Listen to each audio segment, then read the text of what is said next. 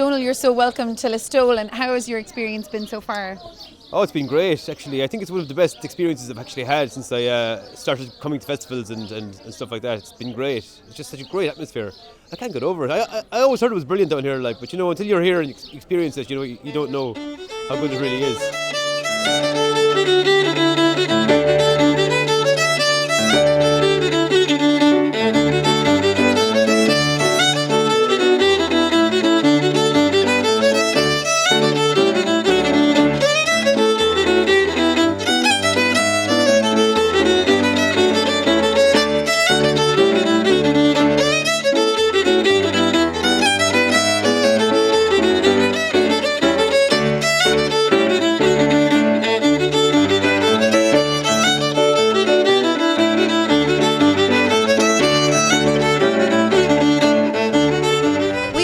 Encountered Earthian, who is here on a pilgrimage of sorts. Earthian, if you wouldn't mind telling us, what are in the bags and where have you come from?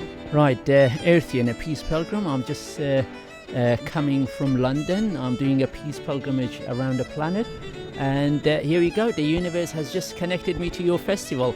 And apparently it's about literature and all that, which fascinating and must be very good. And the person who connected me to the festival kindly said to me that the festival is going to go on until 1st of June. So if I'm around, definitely I will come and listen to some of the literature which is going to be discussed.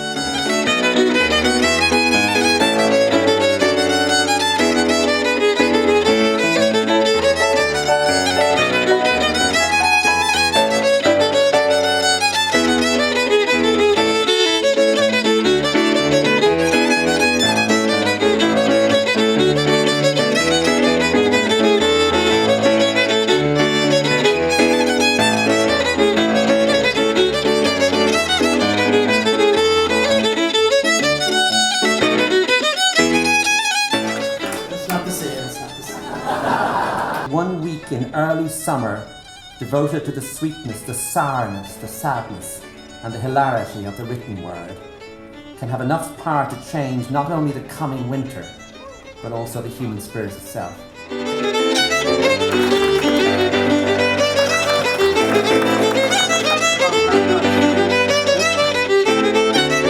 I want to say how wonderful it is to be given this fantastic prize in Listowel Writers Week.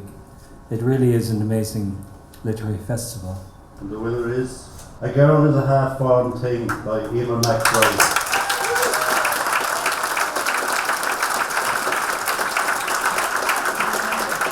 Literary fearlessness is part of our culture. For many years my book was rejected because publishers feared that it was unsellable and unmarketable, and they allowed that to be the dominating reason behind their making their choices. And I really wanted to point out that, a book that was considered unpublishable has now won a major Irish award. And I hope that they will remember that the next time a book that they consider unsellable comes across their desk.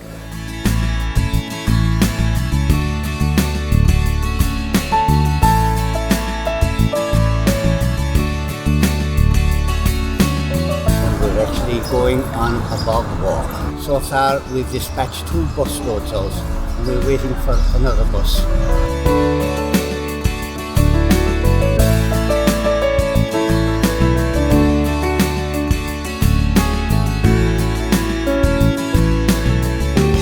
The book is always autobiographical. It is autobiographical because you are the person writing it.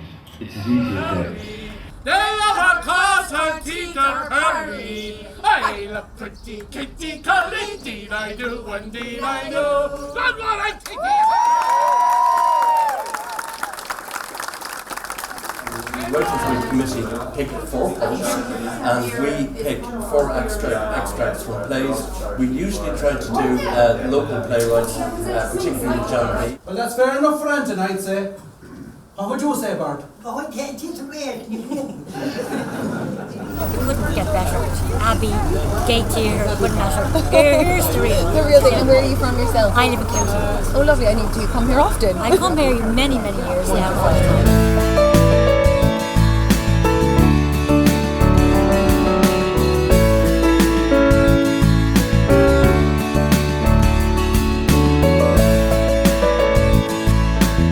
met her on the 1st of August in the Shangri-La Hotel.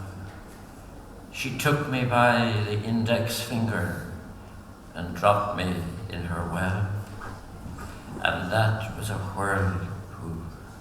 That was a whirlpool. And I very nearly drowned.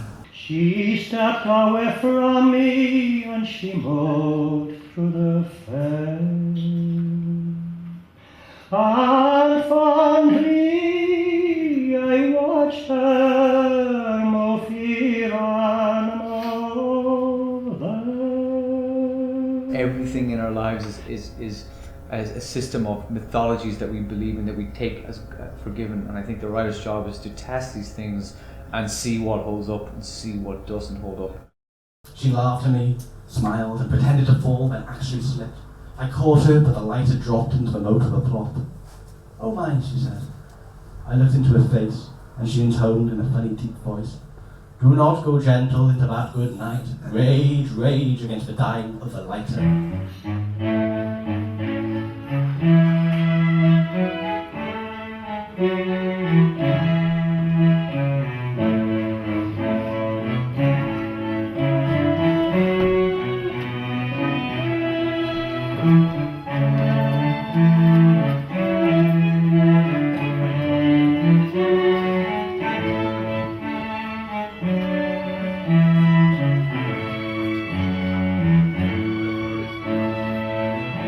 Yesterday we had two events. We had the T.S. Eliot Prize winner poet Sinead Morrissey in conversation with Anna Enright. The other event we had, which we were thrilled about, which you were involved in yourself of course, was the Poetry Aloud, some of the finalists, 6 from Kerry, and then the winner of the Poetry Aloud competition last year, Niall O'Hannigan, who travelled all the way from Letterkenny, and they were reading poems in tribute to Seamus Heaney. I think one lovely thing about Listowel is they celebrate the beginning as well as the established. Mm-hmm. They're always very excited about new talent.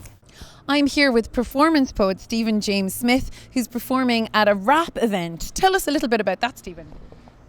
Well, we'll be rapping and doing poems, and Seamus DeBarra, who's the local poet here, he'll be rapping and he'll be doing some stuff as Gaeilge freshen, and then my friend Enda Roidy's down, so we're going to do a mixture of traditional stuff and then some stuff as Gaeilge and contemporary poetry.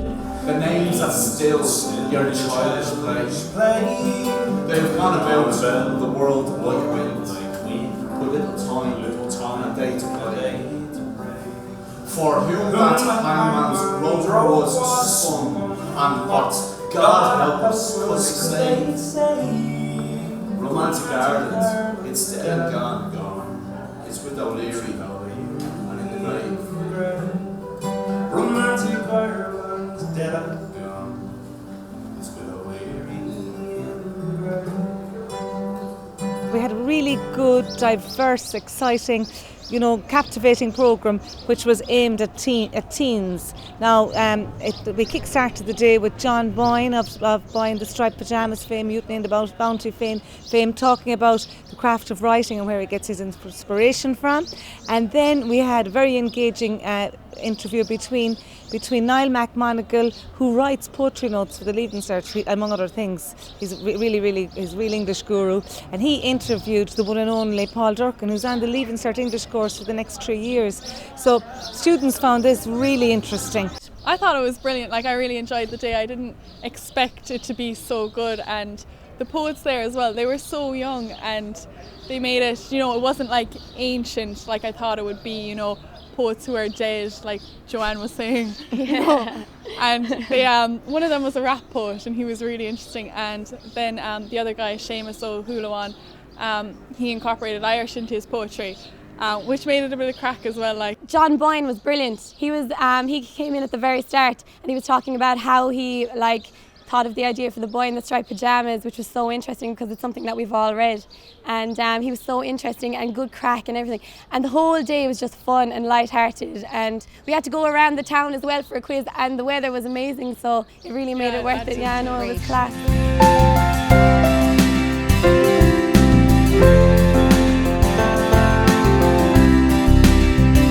And the angles and lines that come through the hot corner are reflected in the waterfall that comes through side by side here itself. and I just wanted to get the upright waterfall here. I guess the upright form of the tree here itself.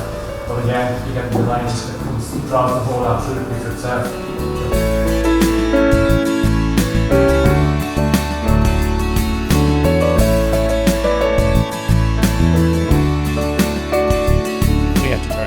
Last night and tonight, so the message to people in future years is come early if you want to get a seat. We have a wonderful production tonight of Beowulf, a one-man show again which had rave reviews, and we have it's practically booked out already, so it's been a wonderful week of theatre.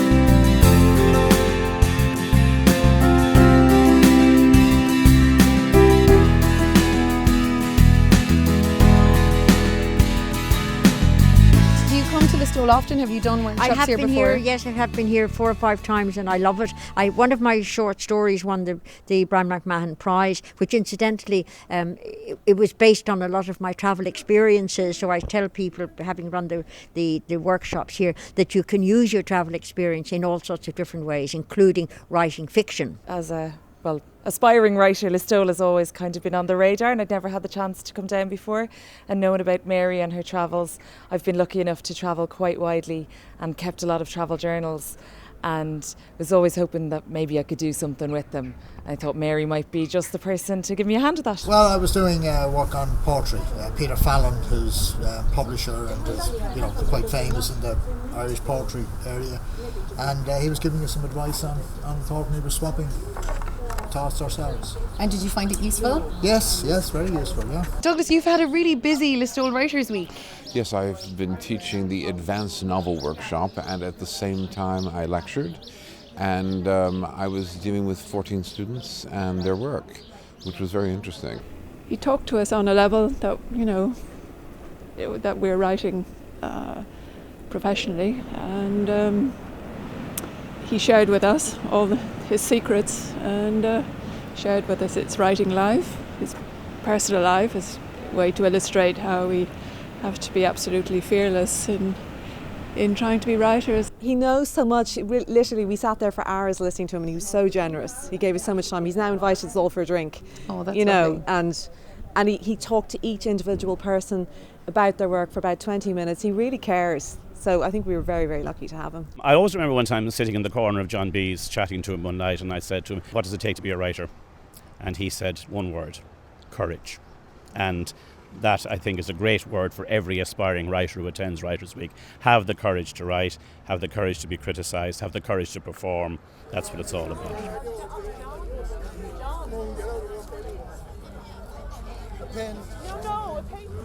Poems without pints. Who'd have thought you could gather this many people in one place with no alcohol involved? I'm Jerry, and a Friday afternoon of the bank holiday. And is this your first Poetry Without Pints? It is, yeah. Wow. First time in Listowel. Oh wow! Yes, Well, you're very welcome. And what made you decide to come down? Was it for the festival? Well, it's so famous that I'm ashamed to not ever have the experience of coming down. And while we had a bit of time to do it this year, we said we'd come down, and it's been fantastic. Oh, the Lion Mate is mighty. She is a special breed. Our gnashers are like pincers, sure to make you bleed. Skin will be skint and blood will be drawn when you waltz with the midge and Lyra Compon. Literature is very literally the description of humanity in letters. And that's all it can ever be, and it's all it should be. It's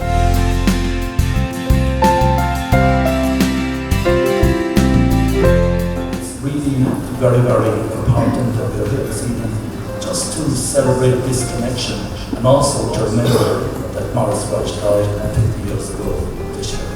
Died back in 1964, in February 1964. So it's just to mark this occasion.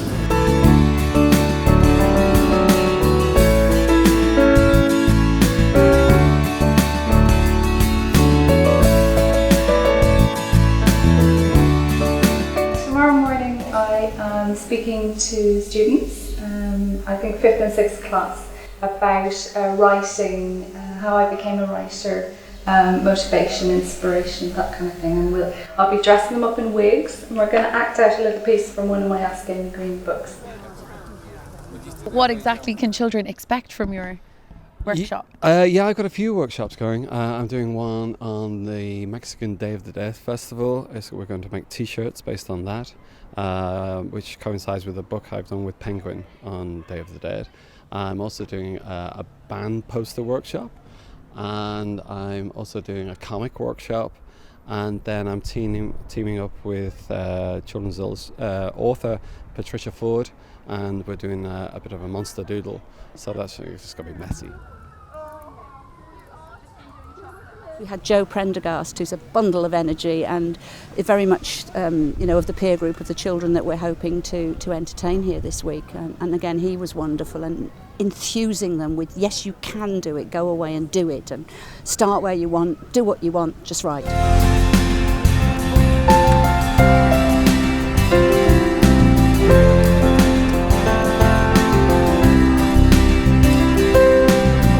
We came here a couple of days ago. And so far, I'm doing a workshop in creative writing, and I really enjoyed it. I've really enjoyed the people, especially. But it's been a lot of fun. I love being in Listowel.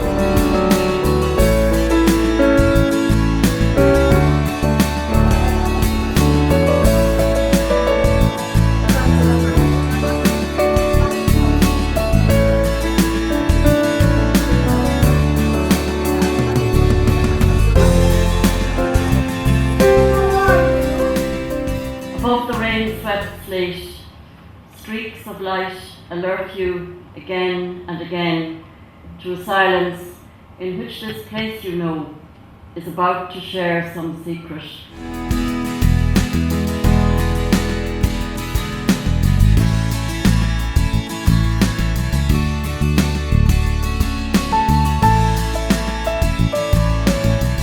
The Ballydon housewife said she saw Tom Beasley a month after his anniversary mass, driving by in his lorry with the window down, and he's singing, "You ain't nothing but a sheepdog." Maybe with other festivals, because they're spread out over a wider area, it's harder to create the energy that you get down here. And I know later on I'm going to be in the Listowel Arms having a session, and like last year that was just legendary down there, and you have people like John Sheahan and Noel and stuff. It's so magic. So I think that's what you got going on here, and everybody seems to buy into it. I keep company with orphaned notes. They bring me food for dreams. I keep for them an open door. They crowd into my room in twos and threes, my floor impatient for their dancing. I lean to their tuneful moods, their talk, a drift of tones to feed my hungry dreams. I give them wine, they lend me angels' ears. We burn the midnight oil until it's time to waltz out to another dawn.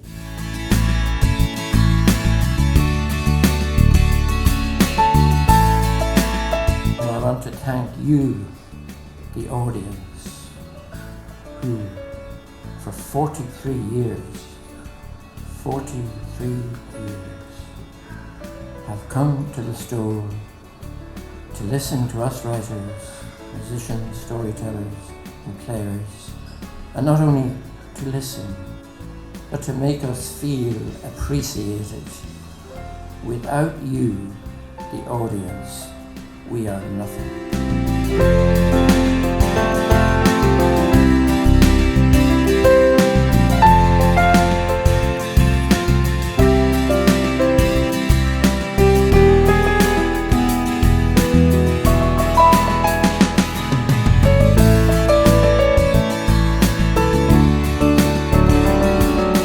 It's a wonderful week to come and stay here.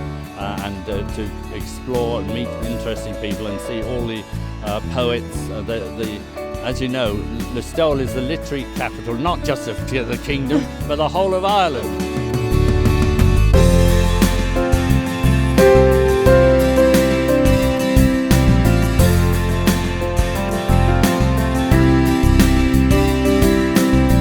It's been a great 4 days, and of course I'm a little bleary-eyed for reasons that are beyond me. I have no idea why. Yeah, I wonder why that I could don't be. know how could that happen, you know?